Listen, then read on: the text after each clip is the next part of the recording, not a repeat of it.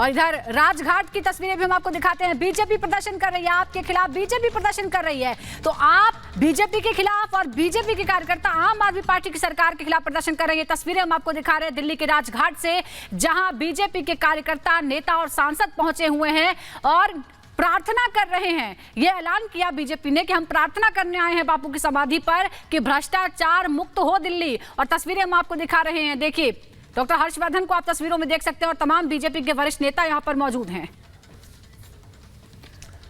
तो पिछली बारी हमने देखा था कि किस तरह से सलोनी जो मनीष सिसोदिया जब गिरफ्तारी उनकी हो रही थी, तब उससे पहले वो राजघाट गए थे वहां पर, और अब बीजेपी दरअसल वहां पर प्रदर्शन कर रही है। हमारी सहयोगी अंजलि ने बातचीत की है डॉक्टर हर्षवर्धन से, सुनवाते हैं आपको। हर्षवर्धन जी, आप यहाँ पर आज बापू की समाधि पर प्रार्थना कर रहे हैं, किस बात की प्रार्थना कर रहे हैं? प्रार्थना ये है कि जो लोग आपकी समाधि पर आकर शुचिता की कसम खाए थे, राजनीति बदलने की कसम खाए थे और आपके साथ साथ अपने बच्चों की कसम खाए थे, भ्रष्ट लोगों के साथ कोई समझौता नहीं करेंगे इसकी कस्में खाए थे, उन्होंने वो सब कस्में तोड़ दी और आप आज वो भ्रष्टाचार की चरम सीमा, भ्रष्टाचार की पराकाष्ठा के भी सारे रिकॉर्ड तोड़ चुके हैं। तो हमारी बापूजी से यही प्रार्थना है कि भाई ऐसे लोगों को आप सही मार्ग दिखाइए, ऐसे लोगों को सद्बुद्धि दीजिए।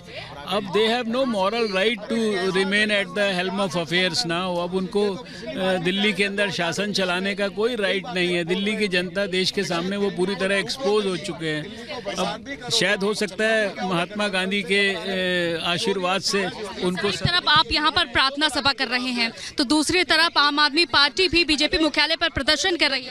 अब उनके पास और क्या बचा है? प्रदर्शन के अलावा कुछ कर नहीं सकते। खिसियानी बिल्ली खंबा नौचे वाली बात है।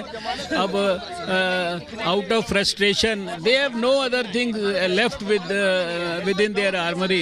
उनके पास कुछ नहीं बचा है। केजरीवाल जो खुद को भगत सिंह के बेटे बताते हैं, खुद को कट्टर ईमानदार बताते हैं, सबसे ईमानदार पार्टी कहते हैं, एक के बाद एक नेता रडार पर आए और जांच पड़ताल में पाया गया, कई एविडेंस मिले ईडी को। देश के सामने सब एक्सपोज हो चुके हैं। ये भगत सिंह और जो देशभक्ति की जो बड़ी बड़ी बातें करते थे, देखो भगत सिंह तो बहुत बड़े फ्रीडम फाइटर थे। वो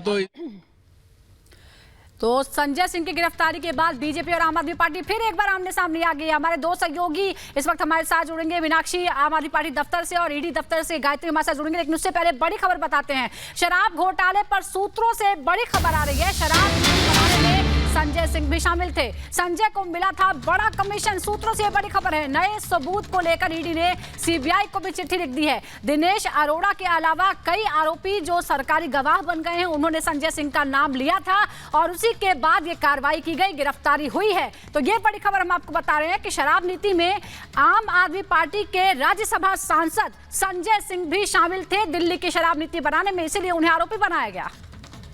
तो ये बड़ी खबर इस वक्त, और इसके बाद से ही आप देखिए कि किस तरह से प्रदर्शन जो है वो दोनों ही तरफ से हो रहे हैं, चाहे आम आदमी पार्टी की बात कर लीजिए या फिर भारतीय जनता पार्टी की बात कर लीजिए। दो सहयोगी हमारे साथ लगातार जुड़ी हुई हैं। मीनाक्षी रजत हमारे साथ जुड़ी हुई है, साथ ही साथ हमारे साथ ईडी दफ्तर से गायत्री शर्मा भी जुड़ी हुई है। सबसे पहले गायत्री का ही रुख करते हैं, क्योंकि पेशी होनी थी, 12 बजे का वक्त मुकर्रर किया गया था। अब तक क्या अपडेट मिल रही है इस मामले को लेकर? कितनी देर में ले जाया जाएगा यहाँ से पेशी के लिए? देखिए हिमानी, अभी कई गाड़ियां अंदर जरूर गई हैं, उनमें ईडी ऑफिसर्स हैं वो मौजूद हैं, वो अंदर गए हैं क्योंकि रात भर भी संजय सिंह से पूछताछ हुई है।